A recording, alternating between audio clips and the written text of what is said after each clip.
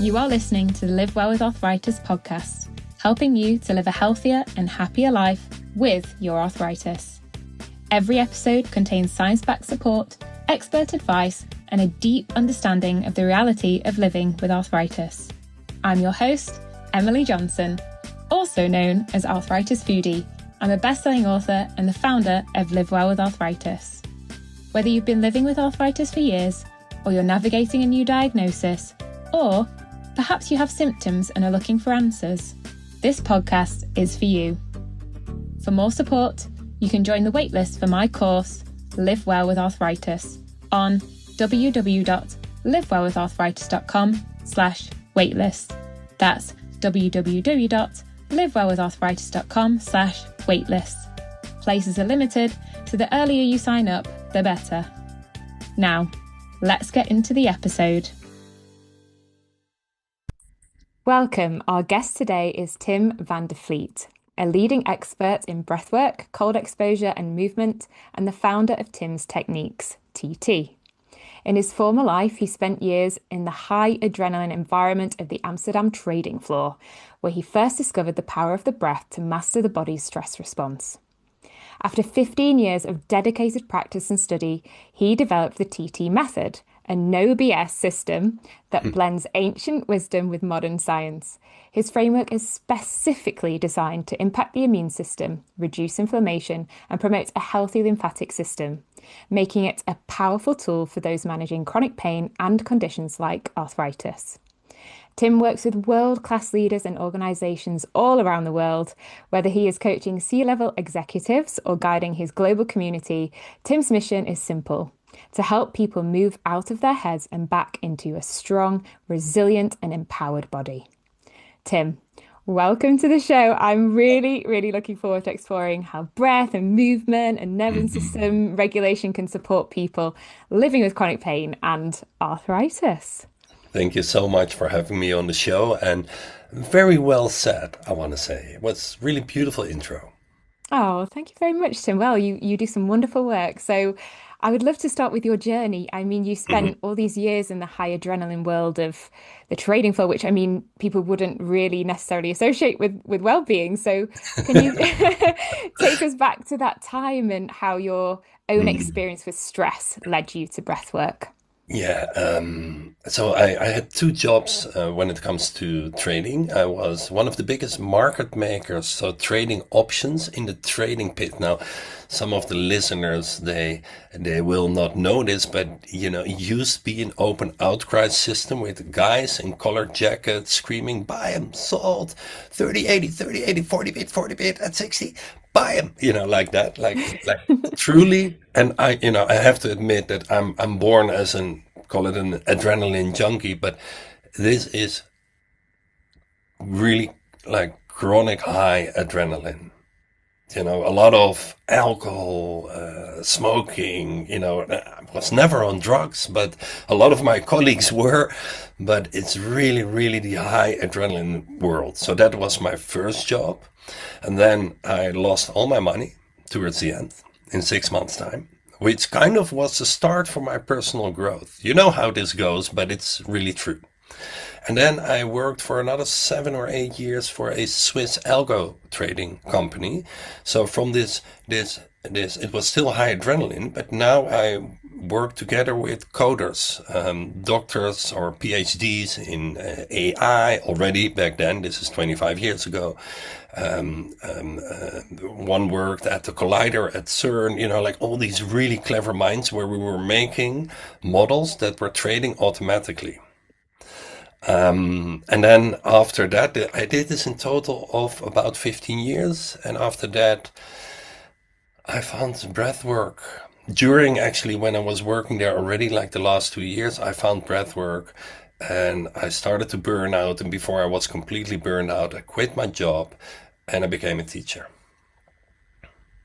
Amazing. Oh my gosh, what a story. Yeah. So Tim, was there a particular moment that you can take your mind back to when you realized, okay, stress is really impacting me here, and how breathwork helped you during that time? Can you think back to that sort of first moment that changed everything for you. Well, in the beginning, when I lost my money, I really remember this as the worst 6 months of my life, and I didn't know about breathwork yet. But I wasn't sleeping. I was, drinking like heavy drinks like cognac and whiskey and stuff like that. And I know the impact of stress on a person's body when you don't do breathwork. And then I found breathwork. I think actually now you're asking me this, it's maybe because of breathwork and movement. I started doing yoga and everyday breathwork like pranayama, yoga breathing. This is how I started. It gave me the consciousness to actually quit that world and to move on to another path where there's more fulfillment, and at this moment, because I'm still, like we all have stress, let's be honest, I could pretend here to be like, oh yeah, no, there's no stress in my life. I have stress in my life, but people always think I'm calm. Well, in my head, I'm the opposite. But I know how to use breath work, and this is like on an almost daily basis, where I go from stress to manageable stress, first of all, then to taking distance because of the breath work, taking distance of what is actually going on and actually becoming calm. So a good subject is what happened like a month ago. I was invited to come to Brazil for 3 days of private training. And I was leaving Saturday, my evening, and the next day, 8 a.m. in the morning, I had to show up at my client's house.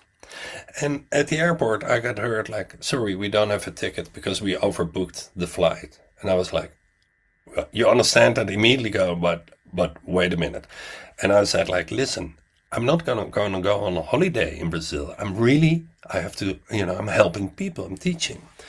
And then, you know how it goes. It's Murphy's Law, right? Everything was against me. Like the line for the checking the bags was like 45 minutes at passports, the same story. And I was like, oh my God, I'm not going to get on this flight. Wait, do my breath work. So while walking, I was doing my breath work and slowing it down. And well, I've like many techniques up on my sleeve. And by the moment I was at the actual gate, I was like super positive, and I said like, I know you're going to get me on this flight, and I'm actually helping people, like the weirdo that is in front of Central Station on the carton box, talking about religion or whatever. But it was me like, I'm going to help people and check out my YouTube channel. And of course I was allowed on the flight. So this is a very daily life problem that we get something stressful and you freak out, but then that's happening in the head. Before you start speaking, it's all about, and this is one of my more like mindset training, it's all about not reacting, but responding. Does that make sense? Absolutely. If we would have a world where we wouldn't react and would respond, we would have world peace. I really believe this, and this is why I do what I do. And teaching breath work, and especially then also integrate it into your life, which is always my goal with all of my clients, is then is to get over reactivity. Whatever happens in your head is one thing, but what comes out of your mind, and then the third step is of course your action. If that is non-reactive but responsive, you're actually having a positive effect on the people or your environment, very simply said. Thank you so much for sharing that. And on a bigger scale, not just at airports, but you can't control what happens to you, but you can control your response. So I think there's something Exactly. very powerful in that. So Tim, for the listeners who haven't tried breath work at all, don't really know what breath work is, Mhm. kind of listening, going, "Well, I breathe every day, that's enough." What what is breath work Well, exactly? it is funny, like I often joke around, like, guess what my job is? I'm selling something that is freely available, and I'm teaching something that everybody's doing already. you know, I know it's weird. I know it's weird. I'm very aware of that it's weird, but through breath work, and there's like 3 ways you can change your breath: breathing deeper and faster, like not hyperventilating, but in a way, controlled hyperventilation, it's called in medical terms. So more like, like taking a deep breath or a few when you don't need them. So Mm-hmm. not if you run, you start breathing deeper and faster, but without the running. So that's Mm-hmm. one. Number two is a breath hold. And number three is slowing down your breathing. Now, by this combination of these three things, and a lot of breathwork techniques are just one thing, just slow it down, breathe in for 4, out for 8. It all works. Mm-hmm. But the combination of, and this is where I get to TT breathing, of deeper and faster breathing and then a breath hold is there's a lot of benefits, but for one, it gets your inflammation down. And I can share a few more. You make certain happy hormones that are necessary. It's a cardiovascular system, number one cause of death in the world. So inflammation down, more energy, better stamina, better focus, less foggy brain. I could keep on going, but I think for your listeners, inflammation down Mm. with something as simple as breathing. I mean, it's really like, oh my God, like I call this a 500-pound pill. Exercise, breathwork, and cold exposure every day. But sorry, I'm getting ahead maybe. Not at all, Tim. All of this is absolutely fantastic, and we can come back to the inflammation part in a moment. But I'd love to delve a little bit into your TT method that Okay. you touched on just now. And, you've said it combines, the ancient practices with modern science and, 15 years of learning and experimenting with that. So what is the TT method? So TT stands for Tim's Techniques. It's just I had to find a name. Um, and it's not only breath work, it's also movement. Hmm. And I call this like morning exercise, where when you wake up, you start with moving your body, and it can be as little as 2 minutes. But movement, I call it spine straightening exercises. Hmm.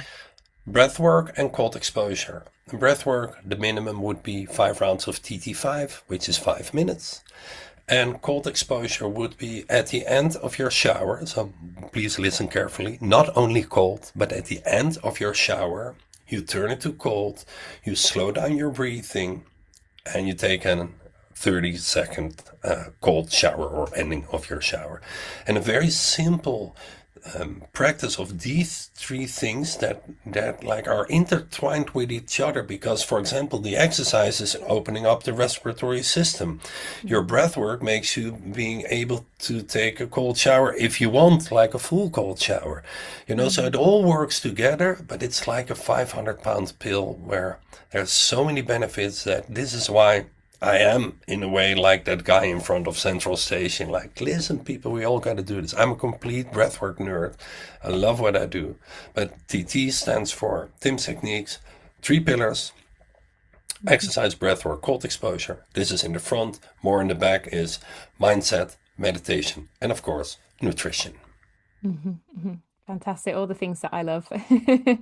Um, so Tim, pain just doesn't affect the body. It also affects our mood, it affects our motivation, our behavior, our day-to-day lives. So you touched on it briefly a moment ago about what breathwork does for the feel-good chemicals in our Mhm. bodies, like endorphins and dopamine and things. So can we explore that a little bit, how breathwork Sure. may be able to support reducing pain? Yes. So first of all, let's start with serotonin. Hmm. 90% of our serotonin is made in the gut. So if you by default breathe to the belly and move your belly, it's a very simple principle. It's really, like I'm very deep into that science, but it's no rocket science, some of it. Some of it is maybe a little bit difficult, but when you move your belly, through the movement, there's more blood flowing there. With more blood, more oxygen, more nutrition, and removal of waste. So if you're by nature breathing to the belly, then you have a healthier gut. 90% of your serotonin is made in the gut. 50% of your dopamine is made in the gut. So, the expression healthy gut, healthy mind. Well, you want to get a healthy gut? Start doing breath work. Mm. So this is both serotonin and dopamine. And then relating dopamine, there's, first of all, if you do like a morning routine with 5 minutes of breath work and you've done it, you can do like, like check the box and it's a little dopamine release. But there's more happening, but science is not yet clear about it. So I want to be very clear that if I don't know something for sure, that Hmm. I'm not pretending as if it's the truth, like so Hmm. many influencers are doing on social media. Hmm. Yet I feel strongly that there is a huge dopamine release, but there's no scientific evidence for that. But if you just think of that belly breathing story, it should have an effect on dopamine. Incredible. It is not connected to endorphins though. But Right. this is what happens with exercise and with cold exposure, where we will probably talk about later. Fantastic. Thank you for exploring that and sharing the distinction between those. Yeah, wonderful. So back to inflammation as well that we touched Mhm. on briefly earlier. So we've explored sort of the feel-good chemicals, but how can inflammation be reduced through things like breath work, meditation, cold exposure, and the things that you've been mentioning? It's scientifically proven that not all breath work. So within breath work, there's the slowing down technique. So breathe as slow as you can. This works for getting you into a meditative state. Mm. Yeah, so it does work, and when you're more meditative, you're more parasympathetic, and there's less inflammation. So like indirectly, but TT breathing. So TT5 would be taking 5 deep breaths, deeper than you normally do, like 80%. Do you want to do Mhm. one round? Or maybe later, We right? can, yeah, maybe later. Yeah. Thank you. So you breathe 5 times in and out, then you breathe in, you hold for 10 seconds, and then you breathe out long and slow. It's one round of TT5 takes 1 minute. And this is what I tell all my clients. If you have, like another 10 minutes in the bus and you're like binge scrolling, put down your phone and do your breath work. Nobody's noticing it, especially not in the underground in in London. It's so noisy. You can breathe like very powerful. Yeah. Um, um, where were we?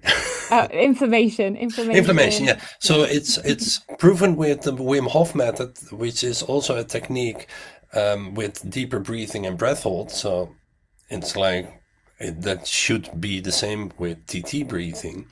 Is that inflammation markers are going down? Like I'm not. I know the interleukin. I believe it's 6, and I forgot which exactly, but pro-inflammatory inflammation markers are going down.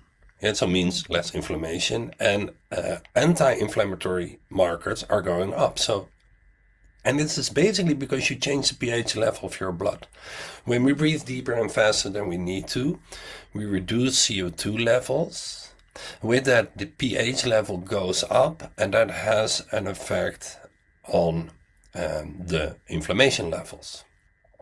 Plus, also that supposedly, and this is scientifically proven yet, I don't really feel this. So, if it's scientifically proven, but I don't really resonate with it, I don't want to shout it off the tops of the roofs either. But according to science, if you do this kind of breathing, that because of that higher pH, so more alkaline, less acidic, there's certain pain receptors shut off, and this should help with less pain. Mm. But I've tried this with a dentist meeting one time where I was in pain, and it wasn't really working for me. Mm. Yet, it doesn't harm either. Mhm, mhm. It's Hmm. always worth just having a go, isn't it? And seeing which Right? types of breath work and which methods work for you, I suppose. Exactly. Um, yeah, absolutely. And of course, rather than just, it may not be possible to completely eliminate pain, but what you can potentially do is turn the volume down on that pain. So in terms of the nervous system, you mentioned parasympathetic there briefly, but how does breathwork calm the nervous system and kind of change how pain is experienced? Yes, that's a very good question because when it comes to the nervous system, we all know we should be more parasympathetic and less sympathetic. And it's not untrue, but there's a bit of myth in it, and I would love to explain this. So if it comes to breath work, if I'm stressed and I need to calm down and I'm slowing down my breathing, it helps with calming down. So this is less stress, quit my job, meditate more. It all works like that. Yet what a lot of people don't know is the principle of hormetic stress. Now, hormetic stress is like putting your body under stress controlled by yourself. That's the principle of hormetic stress. For example, going for a run. And going for a run is a perfect example because if you go for a run, your heartbeat goes up to say 120, 140. Well, we all know that a high heartbeat is bad, right? So is running bad? No, of course not. So, and even if somebody has a running practice, they have like a lower resting heartbeat than people that do not have a running practice. So that running is putting yourself under controlled stress, which has, as a result, a lower heartbeat afterwards, or more parasympathetic, right? Mm-hmm. I think everybody understands this. Now, the same goes for deeper breathing. Always be breathing deeper is very unhealthy, and it's like you're mimicking hyperventilation. But say TT5, taking 5 deep breaths, having a short breath hold, it's like interval training when you think of running, but then not really sprinting. That would be TT50, taking 50 deep breaths, getting all dizzy. But TT5 is more like jogging slowly and then walking, and that walking in the analogy is holding your breath and breathing out slower. And the result is, and you can really test this. I love testing, because I don't do BS, as you said. So we should test. But you will see that your breathing rate goes down. So running, heart rate. But when your breathing rate goes down, so you breathe less, you can breathe slower, you can manage your stress, and your heart rate goes down too, and you go parasympathetic with all the benefits of being calm. And the same goes for cold exposure. It's intense, it's a stressor, but afterwards you will have a lower heartbeat. So that is like even more efficient than just trying to calm down. And I help many yogis also that are all into meditation, but are still running around in their head. And then they do my breath work and they're like, oh my God. It's like in 5 minutes time, you get into a meditative state afterwards that you would need 20 minutes to 1 hour of meditation for. And you don't have to sit still. How great is that? I can absolutely vouch for your techniques as well, because I know you did it with me a couple of months ago and it was absolutely phenomenal. You just feel an unbelievable state of calm that, I meditate, but I didn't get to access that in the same way that I did with your breath work. It's very, very clever. So yeah, thank you for sharing that. So I'd love to come back to doing an example run of your method. Perhaps we could do that at the end if people want to stay to the end, and we can do a little demonstration of your breath work in that way. But I'd really like to go back to the cold exposure, Okay. if we're able to touch on that again. So in terms of the cold exposure and what it does, there's obviously different types of cold exposure because there's the cryotherapy, there's the cold showers, there's all of the ice, what do you call them, those ice buckets, not buckets, or Uh, baths that Ice you kind bath. of Yeah. ice bath that you dunk yourself in. So Yes. could we explore the different types of cold exposure and Sure. which ones in your experience have been beneficial to help people with their pain levels, stress levels, etc.? Uh-huh. So, a very basic principle, but you do whatever you can do. So I have the luxury of having a sauna. That's the luxury, and a cold plunge, an ice bath in my backyard here. Amazing. So I'm doing every day, but after a sauna, it's a lot easier. So I know that most people don't have that. Plus, if you have like a bucket and you're buying ice every day, I mean, it costs money. It's for the environment not good, and likely you don't have time for that. So ending your shower cold is really, it's like I call this like brushing your teeth. We have clean teeth because we brush our teeth, and twice a year you go to the dentist, hopefully.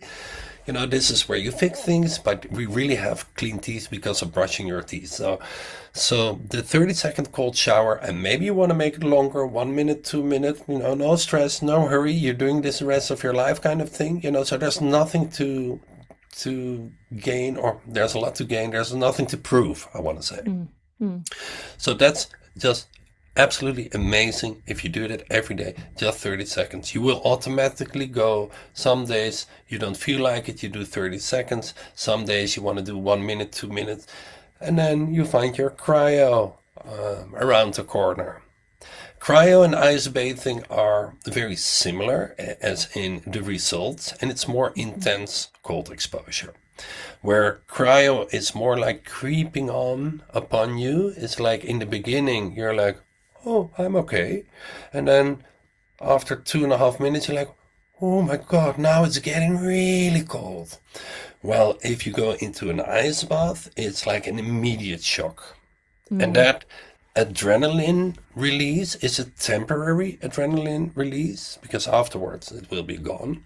But it's also something to learn from, that how am I reacting in a very intense situation? You know, if you do, like if you have a cold plunge like me, you do that every day, you just don't stress out in traffic anymore. You know, it's just not there anymore.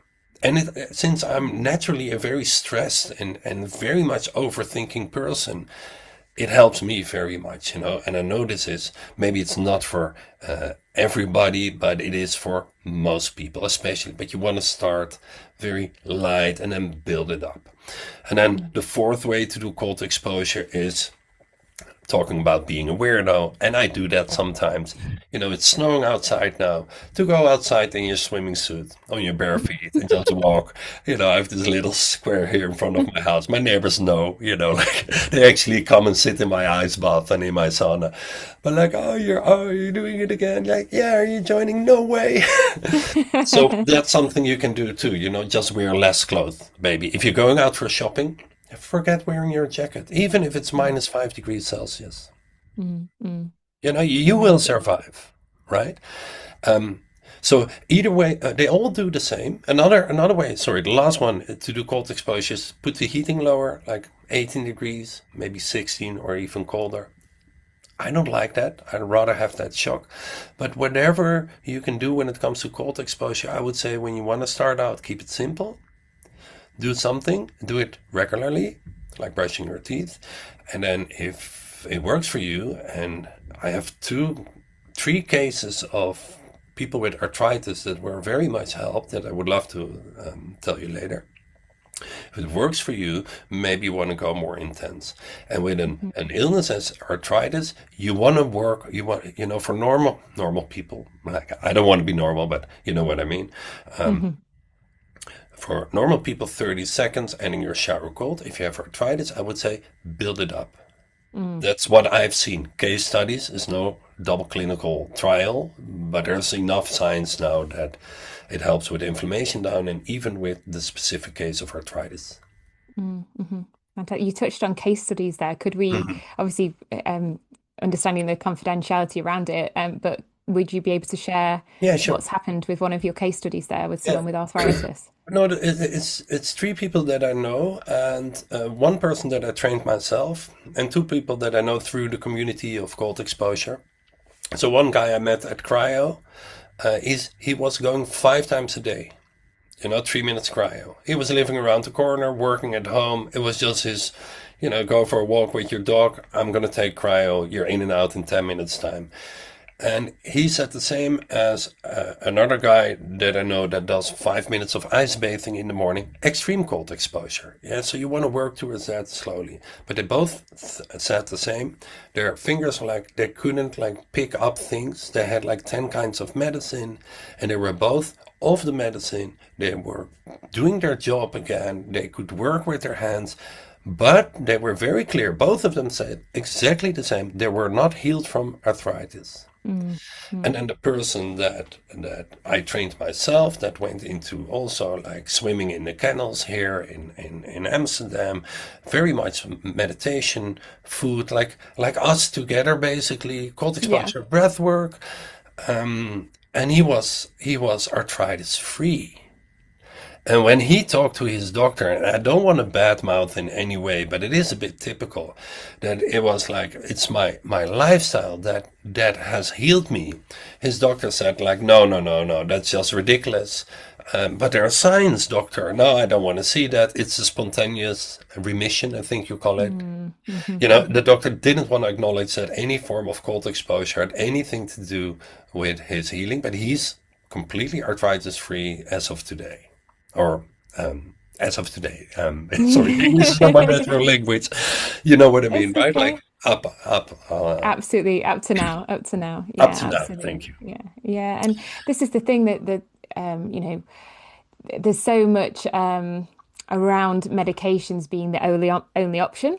Hmm. And there is no cure for arthritis as of yet, but what you can do is so many things Hmm. alongside your medication, alongside conventional Hmm. therapies to get your inflammation down and support your health in numerous ways, not just cold exposure. I mean, we've talked about so many different things on this podcast and as I do in my work, nutrition, movement, all of it. But yeah, breath work and cold exposure seems to be a huge piece, having spoken with you. So thank you so much for sharing those case studies. Wow.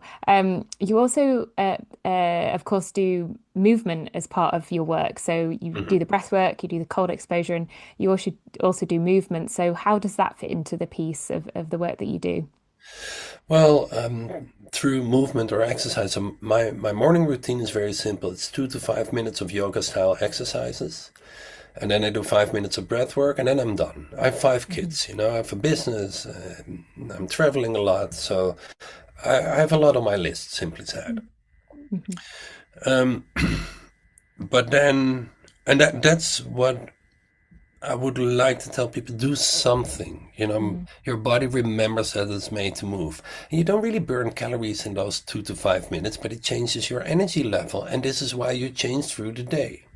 Now, Mhm. I also go about 4 times a week to hot yoga and hot Pilates. And this is not because I have to, but because I want to. It's like my day starts normally like after 12, and in the morning I go to hot yoga. And well, we don't have to talk about how exercise is helping with lowering inflammations. Like I think everybody's aware exercise is healthy for you. Mhm. Um, So I would say, yeah, you want to move every day. And by doing so, like for me, for example, I have never really been pain free. It's not like I was in chronic pain like somebody with arthritis, but I always had like this sensitive spot here and my Mhm. knee and my Mhm. shoulder and all these little things going on. And now I'm 56 years old and I'm completely pain free. And that is really, really because of exercise, breath work, and cold exposure. Mhm. Mhm.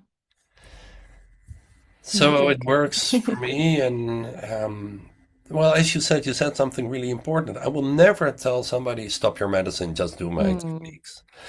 And if you take medicine, there's a lot of side effects. So you want to keep your body clean. Well, what happens when you do exercise, when you do breath work, and when you do cold exposure, you clean up your system. Like you get like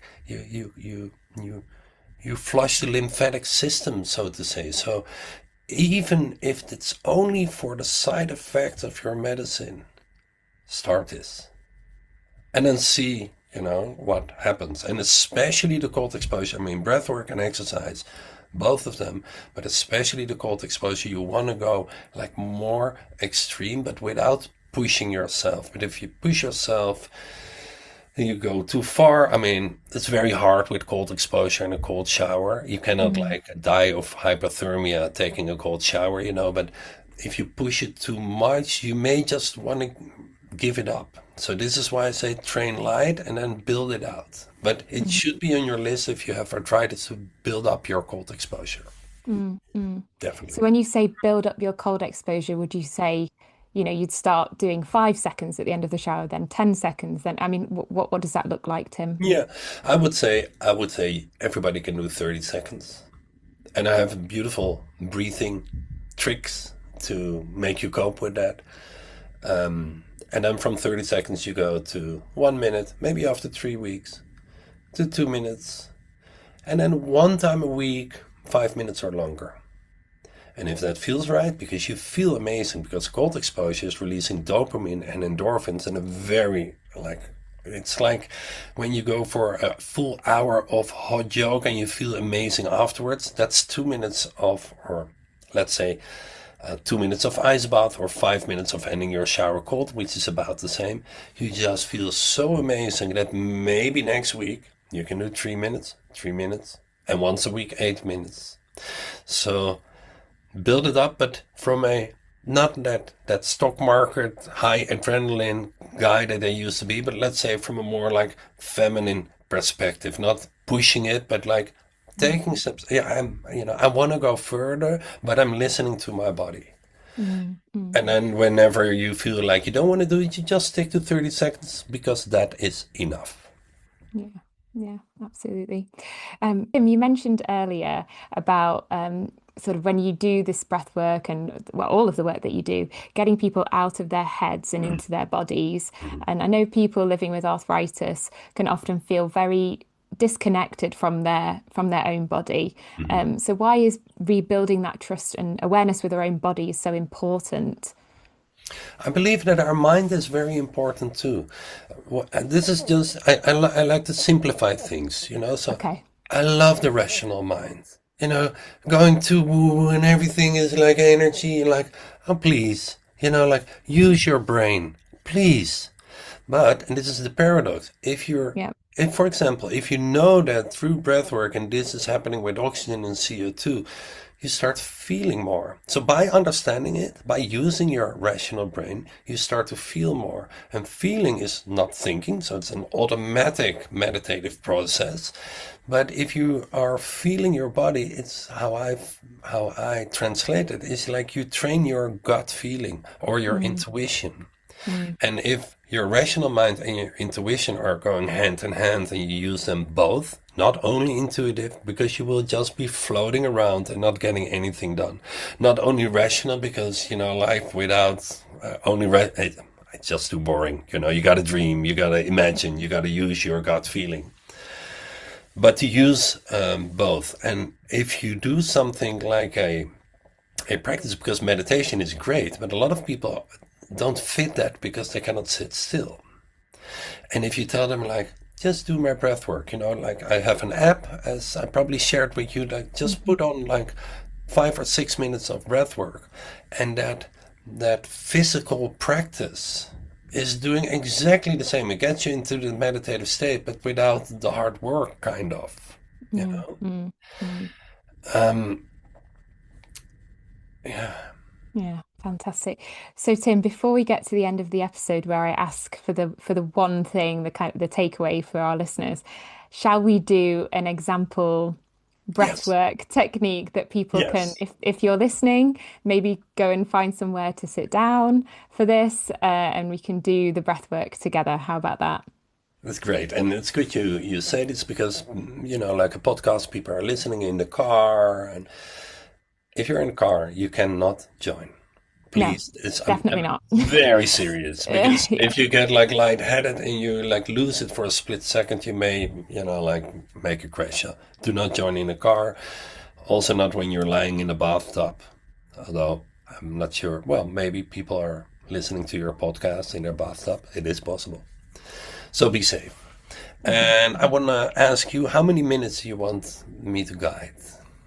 Should we do 2 minutes because we're on a Okay. time? Yeah, I want to make Okay. sure we don't go over time. So yeah, So let's do 2 minutes. first of all, we're going to use a simple trick to get over a panic attack. And this is what you can use in a cold shower. And Hmm. we're breathing in for 4, holding for 2, breathing out for 8. Here we go. We do 3 of these. Check how you're feeling. First, let's breathe in. Hold. And out longer.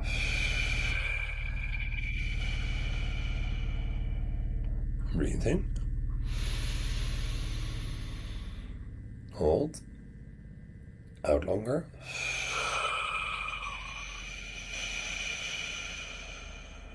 One more. Hold. Out even longer.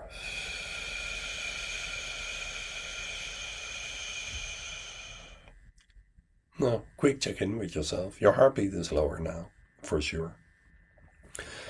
So this is 1 minute. The other minute will be run one round of my other signature technique, TT5. We're taking 5 Hmm. deep breaths, nose in, mouth out. 80% in and out.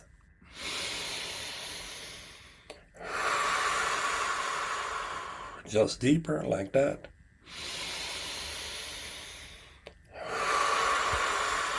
A bit faster.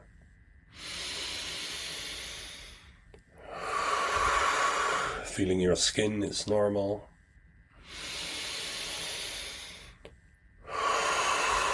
Lightheaded or dizzy is normal too. Last one, extra deep. Breathe everything out.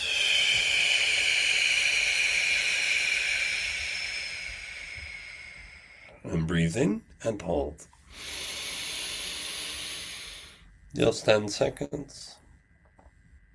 Keep your shoulders low. I'm counting. Maybe you can feel your heartbeat. Another 5. Breathe out completely.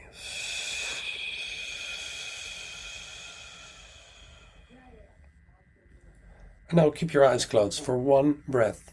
Just to notice, this is less than 2 minutes of breathing. What this did to your sense of happiness, your sense of well-being.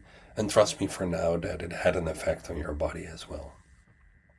Just one slow breath.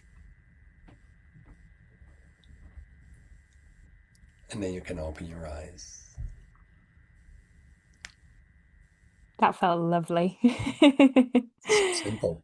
It's so simple, and I hope that those listening enjoyed that, and we'll have to go and find your work because you're absolutely brilliant. So, Tim, to round off the episode, I always like to end by asking, what's your one key takeaway message for listeners? Something that you'd like everyone who is living with arthritis or chronic pain to remember?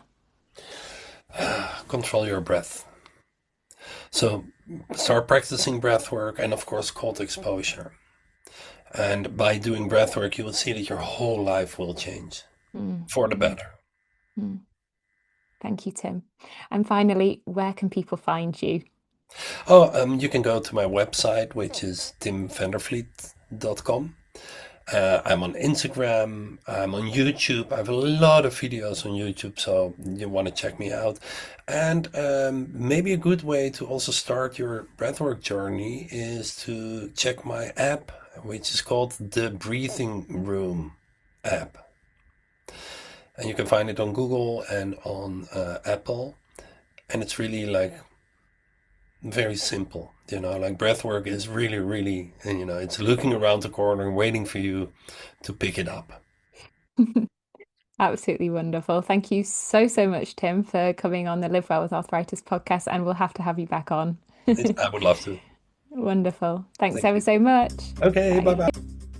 You've been listening to the Live Well with Arthritis podcast.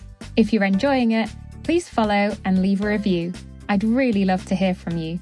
To sign up to the waitlist for the Live Well with Arthritis course, head to livewellwitharthritis.com/waitlist.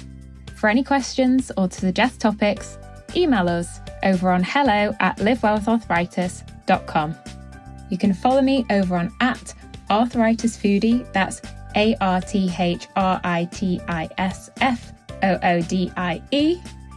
And you can also follow Live Well with Arthritis on @livewellwitharthritis to stay tuned for the latest updates, news, podcast episodes, recipes, and a whole lot more.